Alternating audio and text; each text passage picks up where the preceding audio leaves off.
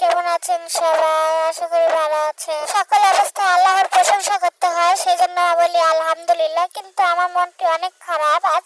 এই যে দেখুন বাহিরে বৃষ্টি হচ্ছে, ঠান্ডা আবহাওয়া, তারপরে মনটি খুব খারাপ। নিচে ছেলেমেয়েরা খেলতেছে, একটা ভিডিও ধারণ করলাম।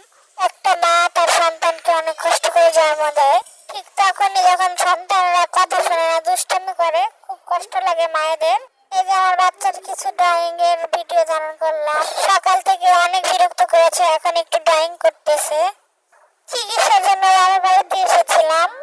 আজ আম্মুর সাথে কোনো হেল্প করিনি।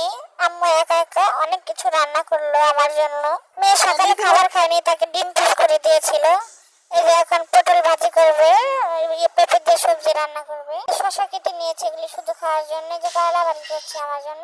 এই সকল কাজ আম্মু আজকে একাই শেষ করেছে। যারা আমাকে ভালোবাসেন অবশ্যই লাইক, কমেন্ট, সাবস্ক্রাইব করে সাথে থাকবেন।